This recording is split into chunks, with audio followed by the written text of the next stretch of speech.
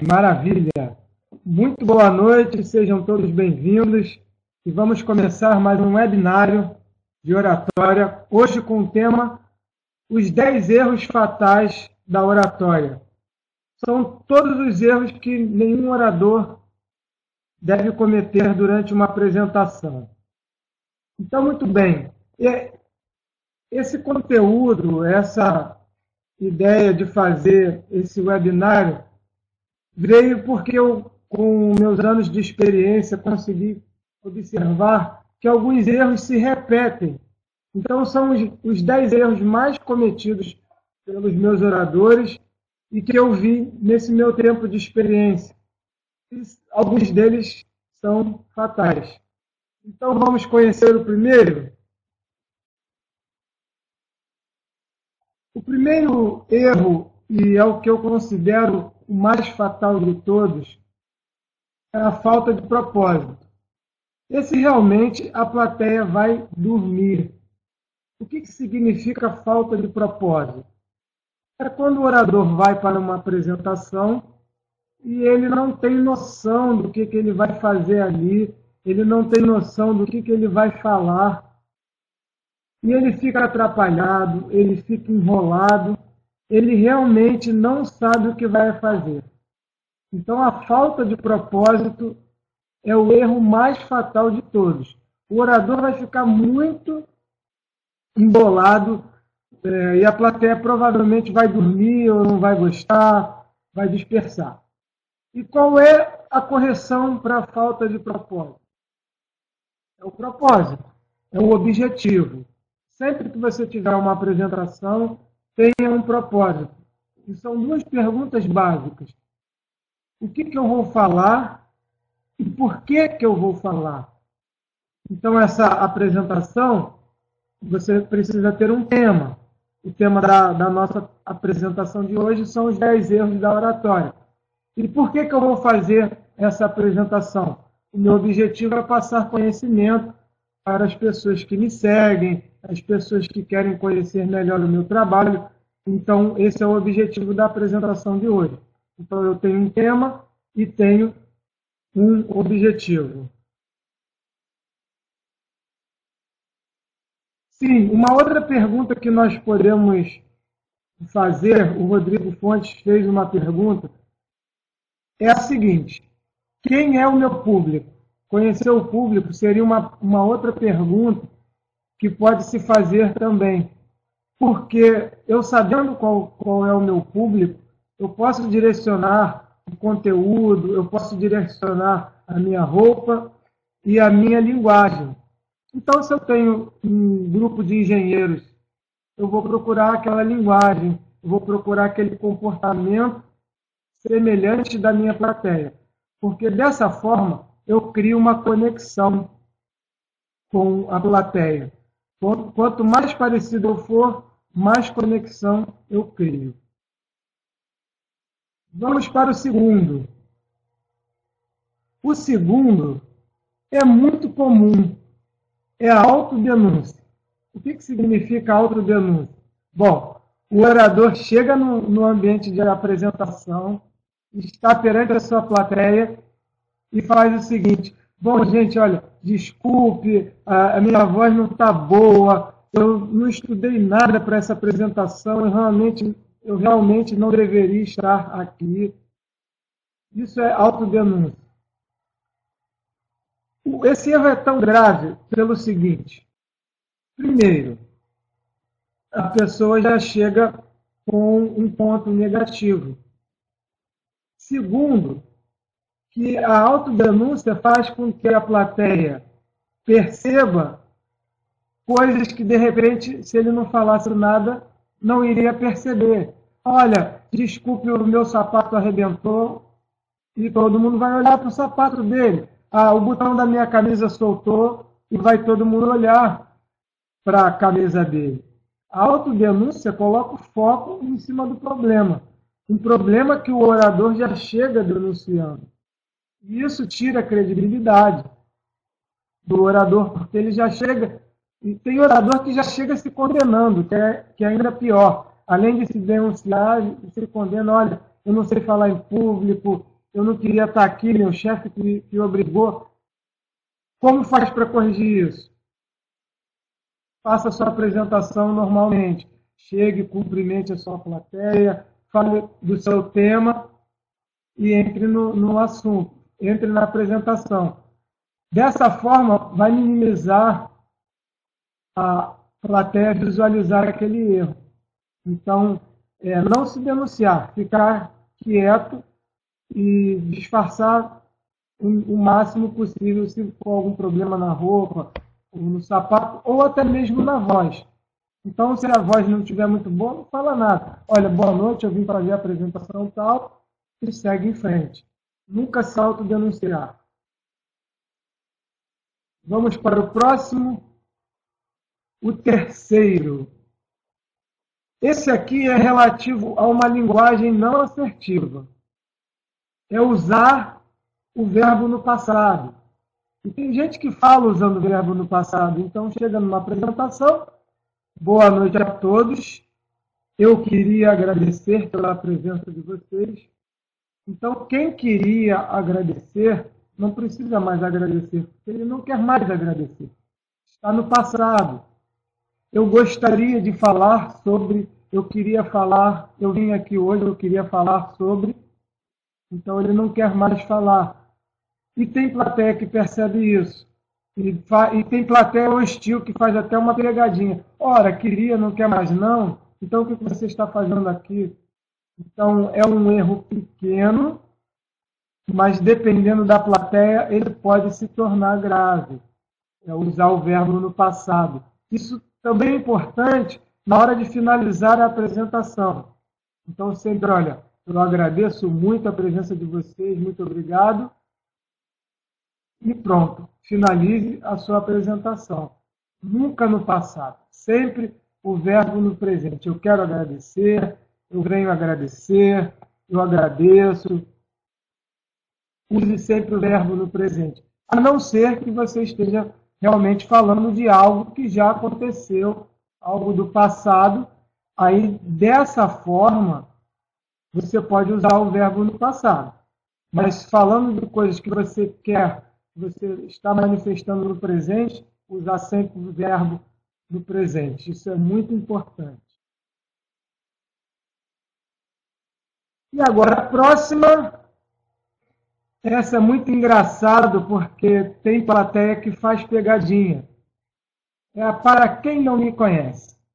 Então eu chego numa apresentação e falo assim: boa noite a todos. Para quem não me conhece, eu sou Michel Soares. E a plateia pode até perguntar: e para quem conhece? Então é muito engraçado porque o meu nome ele sempre é Michel Soares. Independentemente se a plateia me conhece ou não. E sai do nível de identidade quando eu falo para quem não me conhece. Então, evite usar para quem não me conhece. E no lugar, você pode usar eu sou ou meu nome é. Esse quarto erro, ele tem uma derivação muito parecida, que é o eu me chamo. Então, eu me chamo Michel Soares. E a plateia pode dizer: e como os outros te chamam? Então é sempre, sempre. Eu sou Michel Soares ou o meu nome é Michel Soares, independentemente se a plateia me conhece ou não. Então eu sempre vou usar no nível de identidade. Quando eu falo para quem não me conhece, eu saio desse nível de identidade. Tem muita gente na plateia que sabe disso e pode condenar.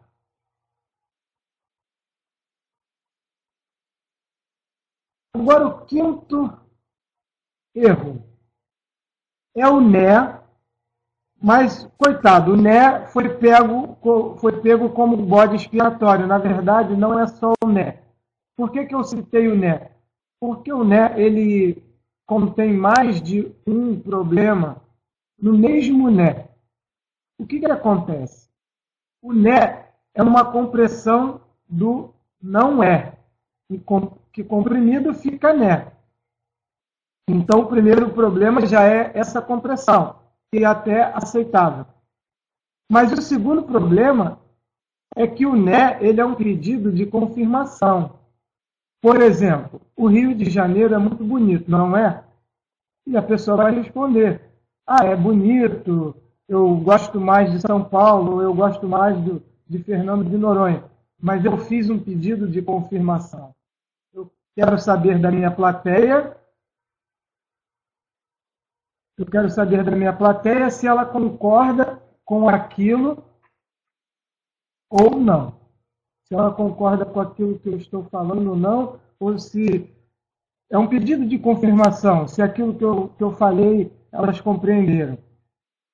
Mas o que acontece? Eu vou falar uma coisa que eu vejo muito. A pessoa usa o né, que é o terceiro problema, como uma bengala psicológica, como uma bengala emocional. Então fica algo do tipo assim: boa noite a todos, né? Eu sou Michel Soares, né? E hoje eu vim aqui, né, para falar sobre os 10 erros da oratória, né? E o orador não se percebeu que ele falou aquele né, ou aqueles nés. O mesmo serve para o então, o tá bom, o certo, o ok, que são pedidos de confirmações que acabam se tornando bengalas emocionais. A pessoa faz aquilo, na verdade, internamente, o que ela quer saber? Ela quer saber o seguinte: ok, estou me saindo bem, vocês estão gostando do que eu estou falando? É isso que internamente a pessoa está pedindo, uma confirmação se a plateia está gostando ou não. É uma demonstração de insegurança. E eu tive uma pessoa que fez o curso comigo alguns anos atrás, e o problema dessa pessoa não era o né, era o entendeu. Em apenas 6 minutos de apresentação, essa pessoa repetiu 74 vezes a palavra entendeu. E tinha um orador que deu esse feedback, falou: olha, eu contei 74 vezes que você falou a palavra entendeu. E o orador ficou chateado. Falou: não, eu não falei 74 vezes a palavra entendeu. E a pessoa que deu o feedback disse: falou sim. Ele ficou muito chateado. No dia seguinte até me mandou um e-mail querendo desistir do curso, porque ele estava convicto que não havia falado 74 vezes a palavra entendeu. Bom, eu respondi um e-mail dizendo: calma, fique calmo, pois eu gravei a sua apresentação e aqui está o link. Mandei o link para a pessoa. Assista o vídeo e depois de assistir nós voltamos a conversar sobre isso. Então ele assistiu o vídeo, provavelmente contou que houve realmente 74 vezes a palavra entendeu e respondeu um e-mail pedindo desculpa e dizendo que não tinha mais vontade de cancelar a inscrição. Ele voltou para o curso, pediu desculpa ao outro orador e falou: realmente, eu falei 74 vezes a palavra entendeu e não havia percebido. Então vai uma dica quente para corrigir esse quinto erro. É se ouvir. Quanto mais presente você estiver na apresentação, o que significa isso? Prestando atenção no que você fala e no que você faz. O nome disso é presença, quando você está realmente no aqui e agora, focado, concentrado naquilo que você está apresentando. Você resolve esse problema. Tem uma pergunta aqui do Rodrigo também. quando a pessoa fala na terceira pessoa, é mais ou menos o mesmo erro do né. A pessoa fala na terceira pessoa, ela está dissociando, no caso, há um momento ideal para fazer isso, ou seja, se eu quero dizer para a minha plateia que aquilo não tem nada a ver com ela ou comigo, eu posso usar a terceira pessoa. Por exemplo, eu vou falar uma coisa negativa e eu não quero envolver a plateia nisso. Eu posso usar a terceira pessoa. Falar, ó, há quem faça isso, isso, isso. Falei algo negativo. Há quem fale palavrão. Ou se o próprio orador usa tudo na terceira pessoa, se for o caso, não é legal, porque ele está dissociando. Então eu posso usar o eu, posso usar na primeira pessoa, não é legal. E uma outra coisa é o seguinte, o orador vai falar, olha, nós vamos falar e ele está sozinho, usando o coletivo. Então, muito cuidado com isso. Use na primeira pessoa, sempre. Fica parecido com o né. E também serve para o tá bom, para o ok. Todas as palavras, com muitas repetições durante uma apresentação, elas são prejudiciais. O né entrou como bode expiatório porque ele é o mais comum e tem gente que acha que fica bonito colocar nés durante as apresentações. Então, isso não é muito legal.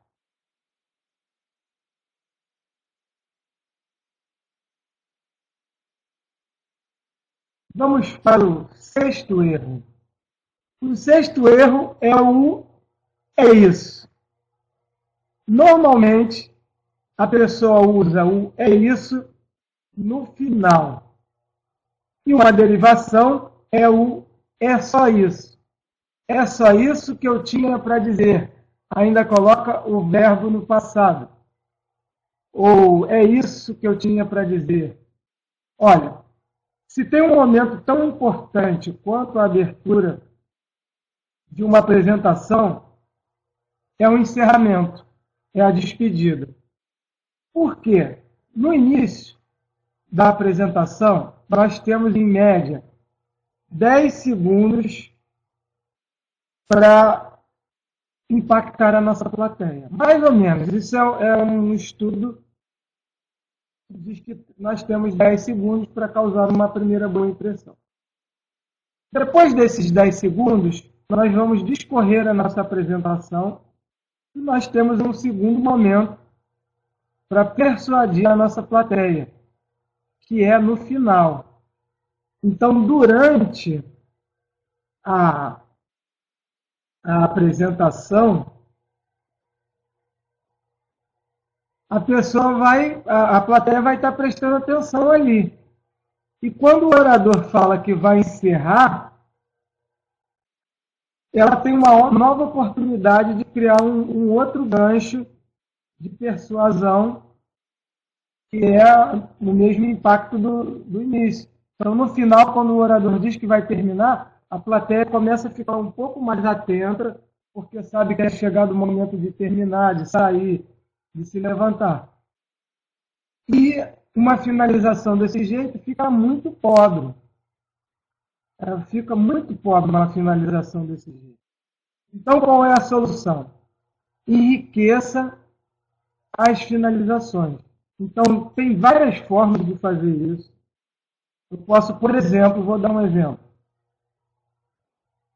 Muito obrigado pela atenção de vocês. Espero que tenham gostado, ou espero que o meu conteúdo possa ajudar vocês. Obrigado pela atenção. Uma boa noite. Uma outra forma. Muito obrigado pela atenção. Eu me coloco à disposição para perguntas, ou então o meu telefone, o meu e-mail está no telão, porque é um momento de convite para, de repente, apresentar um outro produto, para fazer uma outra apresentação. Você abre uma antecipação, um gatilho mental muito legal, uma antecipação para uma próxima apresentação. Olha, essa apresentação está chegando ao fim, mas na próxima eu vou trazer um assunto muito interessante e vai completar. Então, nunca menospreze o poder da finalização. É tão importante, tão poderoso quanto no início, na apresentação, na abertura. A finalização é um ponto de persuasão muito bom. Se você quiser vender um produto, olha, eu falei sobre isso hoje, mas eu estou vendo esse produto também. Eu tenho esse produto que resolve alguns problemas que me perguntaram durante a apresentação. Então, sempre finalize com chave de ouro as suas apresentações. E o orador que faz isso, ele normalmente fica com essa expressão. Ele não sabe se ele se saiu bem. Ele fica, será que eu apresentei bem? Fica com esse rosto igual desse rapaz aí do slide. Ele fica sem saber o que fazer. E às vezes a plateia também não sabe o que aconteceu. Porque tem gente que não finaliza direito, fala obrigado, tchau, ou então fim. Tem orador que não fala nada, fica parado olhando para a plateia, aí a plateia olha para ele, ele balança a cabeça e olha de novo para a plateia fica, o que aconteceu? Será que deu um branco? Será que ele estava fazendo uma pausa? A plateia não sabe e ele não marca bem que finalizou. A plateia precisa saber que a apresentação chegou ao fim. Então, por isso, enriqueça as suas finalizações. Então, vamos para o 7º erro. E esse é muito fatal também, porque é a linguagem corporal. Uma pesquisa foi feita por um cientista chamado Albert Mehrabian. Ele é da faculdade de Harvard, nos Estados Unidos. Nessa pesquisa, ele constatou o seguinte, que 55% do poder de comunicação tem a ver com a postura, ou seja, a postura no quesito linguagem corporal. 38% é o tom de voz, ou seja, a forma como eu falo. E apenas 7% o uso de palavras. Então, usar uma postura fechada significa bloquear a minha conexão com a plateia. E isso não acontece no nível racional, acontece no nível inconsciente. Eu acredito que a maioria de vocês, se não todos vocês, todos nós, já fomos em uma loja e por algum motivo não compramos. Fomos bem atendidos, mas não compramos. E não sabemos por quê. Isso acontece no nível inconsciente. Provavelmente, a postura do vendedor, ou a postura fisiológica, ou o tom de voz que ele usou, por algum motivo não nos agradou, e daí nós não fizemos a compra. É a mesma coisa a postura fechada. Percebam bem, esse orador está com os braços cruzados, olhando para cima. Ele não olha a plateia, ele não faz o contato ocular com a plateia. E o contato ocular é de suma importância, porque os olhos são as janelas da alma. Se o orador olha para um ponto, nesse caso ele está olhando para cima, ele já perdeu a conexão com a plateia. E se ele fecha a postura, então, ele está dizendo o seguinte, olha, estou bloqueado, estou travado ou estou distante. Uma postura fechada, ela cria essa impressão de que o orador não está tão presente como se ele estivesse usando uma postura aberta. Então, é muito legal usar uma postura aberta. Logicamente que, em alguns momentos, a postura fechada se faz necessária. De repente você vai chamar a atenção de um funcionário, de um subordinado. De repente você é militar, precisa criar um aspecto de rigidez, de seriedade, de inflexibilidade. Nesse caso, a postura fechada, ela é indicada. Mas na maioria dos casos, ela não é. Porque você está querendo passar confiança, está querendo passar credibilidade para a sua plateia, você quer criar uma conexão e a postura fechada, nesse caso, não vai ajudar.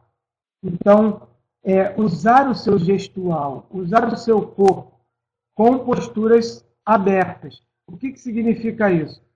Conforme você vai falando, você vai gesticulando, vai usando as mãos para ajudar nessa parte dos 55% da comunicação. Então, use posturas abertas. Use o seu gestual. Uma outra coisa importante é a posição da cabeça.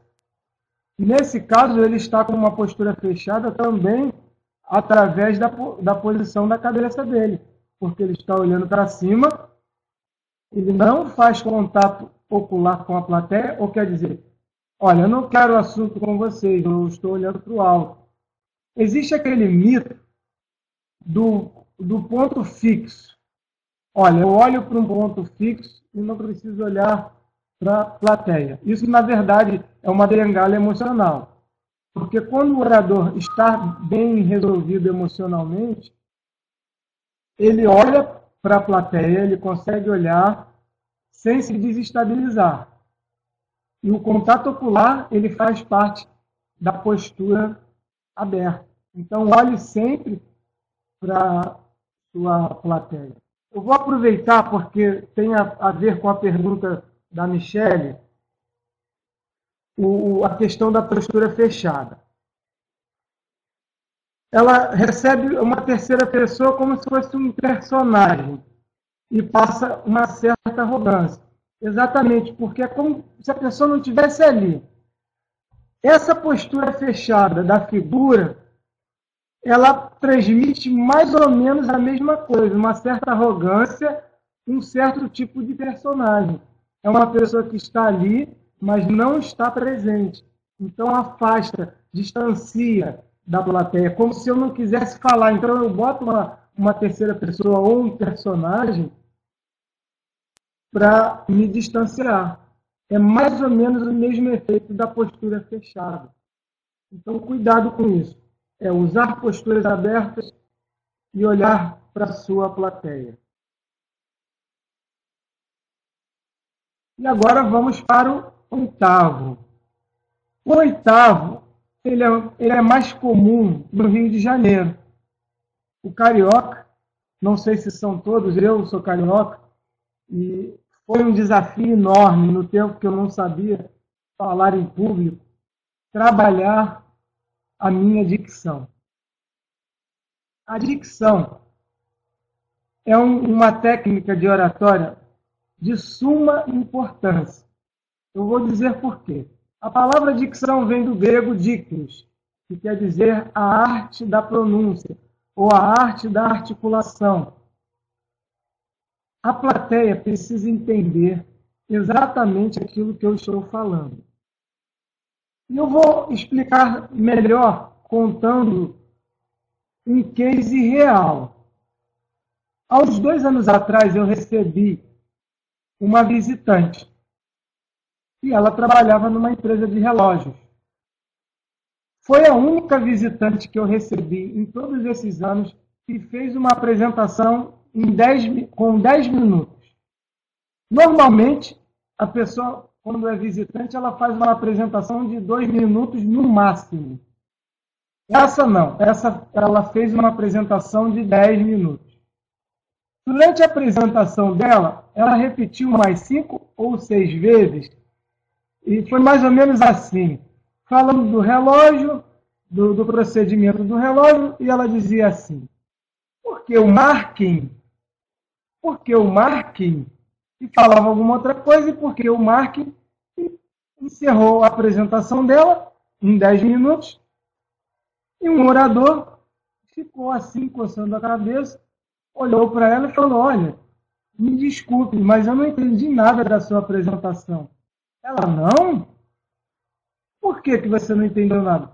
Afinal, perguntou ele, quem era o Markin? Era o seu chefe, o seu amigo de trabalho, o seu namorado? Quem é essa pessoa, afinal? Na verdade, ela não estava se referindo a uma pessoa, e sim ao setor de marketing. E ela pronunciava marketing, marketing.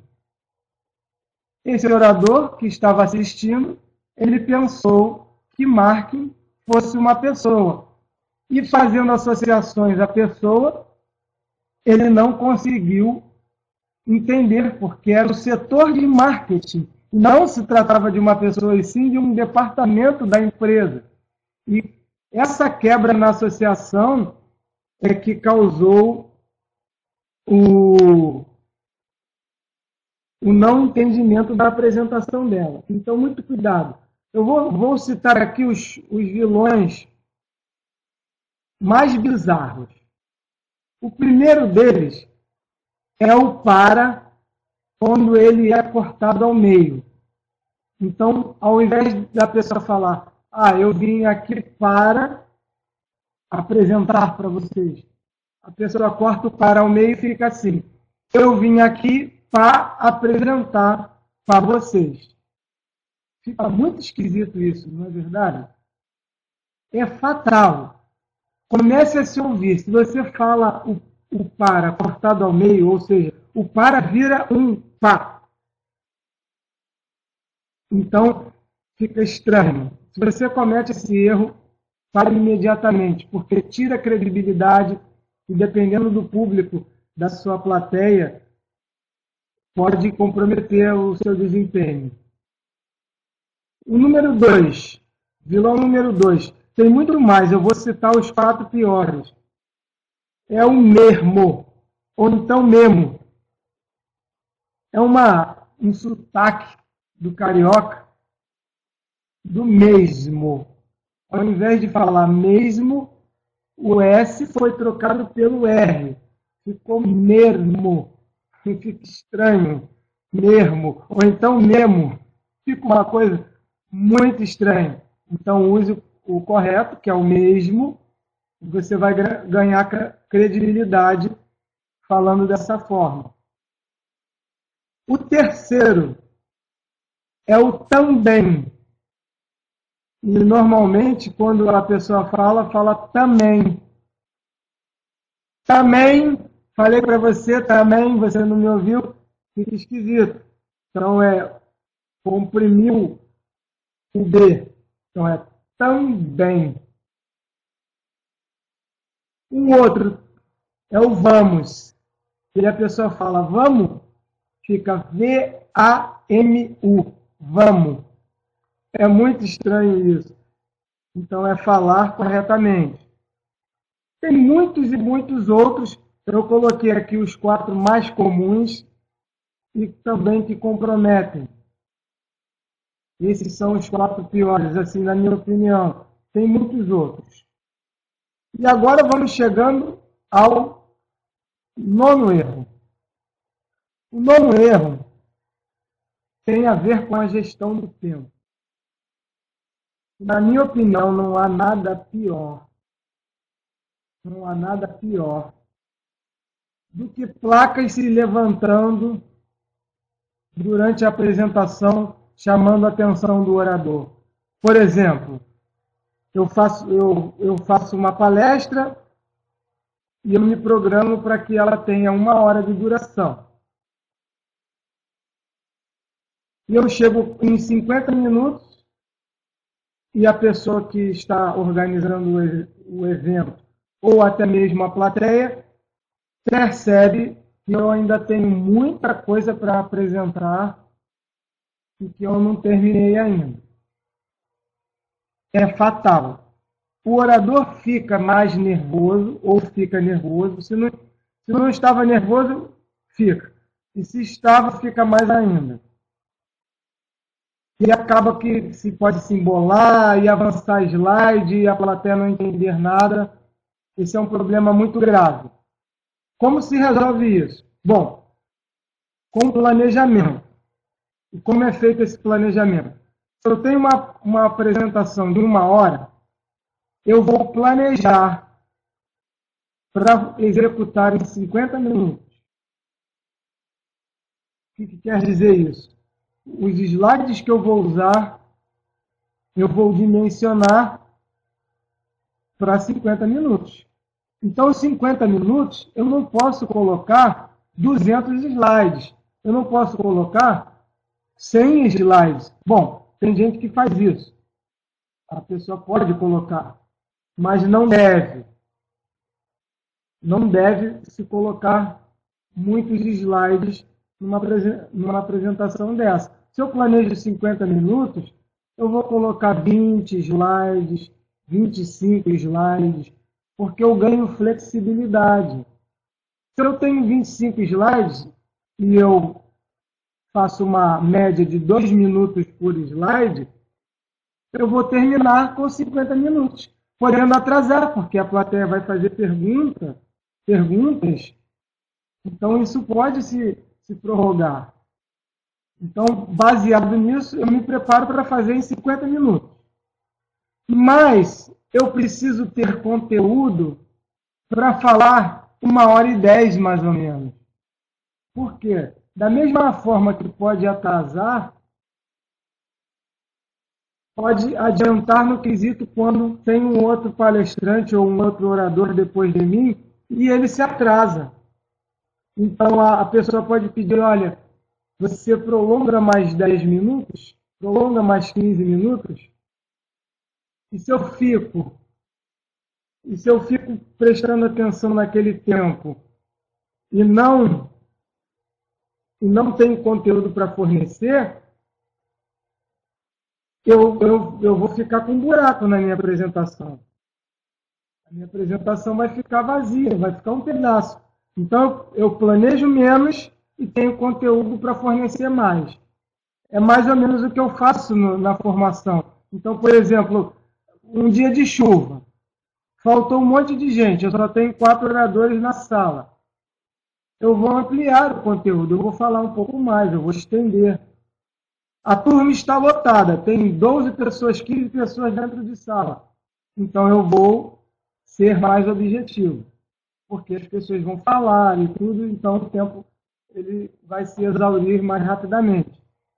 Então, assim, dessa forma que nós controlamos o tempo, através dos slides que nós vamos usar e através da programação do tempo. O slide ajuda muito. Se não houver slide, se eu não vou usar slide, eu posso até colocar discretamente um reloginho, tem até aplicativo do smartphone, ou então um reloginho daquele de cronômetro de camelô, porque eu vou monitorar o tempo que eu estou gastando ali.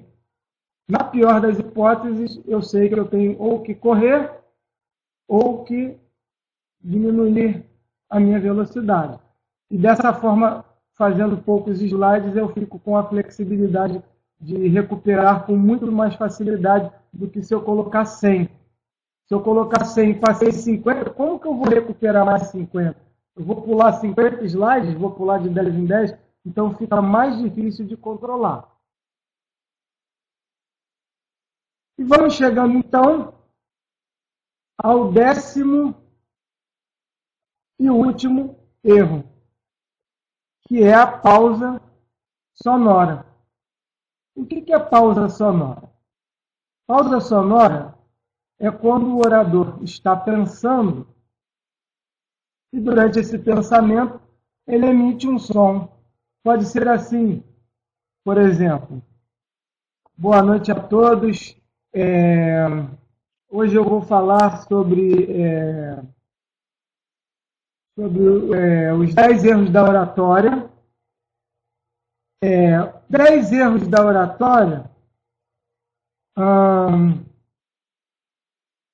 que a pessoa vai falar e durante a fala ela fica emitindo sons. Nós chamamos isso de pausa sonora. enquanto que ela está pensando, ela está emitindo sons. Isso não é nada legal. Bom, o que devemos fazer para corrigir isso? Colocar o silêncio no lugar da pausa sonora. Porque o silêncio, a utilização de pausas silenciosas no lugar da sonora, vai transmitir confiança, credibilidade, ao invés de transmitir o quê?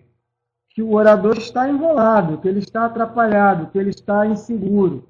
A pausa sonora, ela transmite isso. Então, é simplesmente substituir a pausa sonora pela pausa silenciosa. Então, ao invés de eu faço uma pausa silenciosa. Por exemplo, se o orador teve um branco, isso é muito comum quando a pessoa tem um branco também. Então, o orador teve um branco e ele pensa o seguinte: bom, eu vou fazer uma pausa sonora, vou emitir um som, porque me deu um branco e eu vou preencher esse tempo com a pausa sonora. Não é necessário. Se você teve um branco, e todos nós, oradores, temos branco durante a apresentação, porque é um branco, o que significa?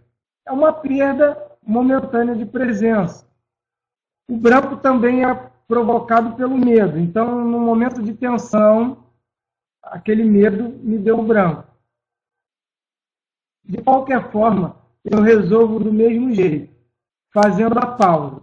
Nesse caso do medo, eu faço uma pausa, eu respiro com o intuito de soltar aquele ar preso, aquela tensão que está presa, então eu solto o ar e solto o corpo.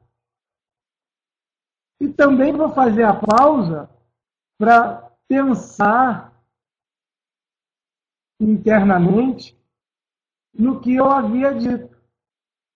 Então, eu não preciso fazer uma pausa sonora. Eu me recupero do branco fazendo uma pausa em silêncio.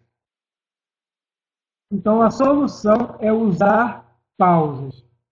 E o orador que não usa pausas, ele está perdendo o poder de comunicação.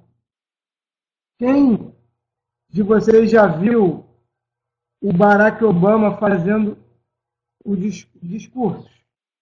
Quem já viu um discurso do Barack Obama? Quem já viu pode perceber, ele faz até demais, mas ele faz muitas pausas. O Barack Obama ele faz muitas pausas. Então é importante usar a pausa. Nós vamos corrigir tanto o branco quanto a pausa sonora, porque estão bem conectados com a simples pausa silenciosa. Então, use uma pausa silenciosa no lugar da sonora. Por isso que eu coloquei esse símbolo cortando o som. Quer dizer que, ao invés de fazer uma pausa silenciosa, uma pausa sonora, eu faço uma pausa silenciosa. E é sempre importante estar se ouvindo, porque quando o orador se ouve, ele vai poder perceber que ele cometeu uma pausa sonora, que ele cometeu um erro. Então, por exemplo, agora mesmo eu cometi um erro. Eu voltei porque eu me ouvi. Então, eu voltei e recuperei porque eu me ouvi. Se eu não estivesse me ouvindo, o erro ia passar adiante. Então, se ouvir também ajuda nesse caso. Porque fazendo a pausa sonora, você, fiz uma pausa sonora. Vou ficar mais atento na próxima vez para não cometer isso. Então, esse é o 10º erro. Eu vou citar aqui uma frase muito importante que vai ajudar vocês no sentido da comunicação.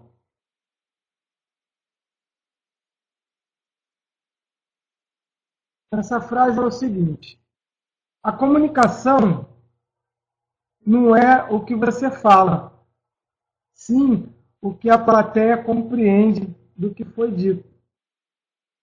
Então, por isso que é importante usar todos esses elementos para que cada detalhezinho, detalhe por detalhe, faça com que a plateia entenda exatamente o que eu quero dizer.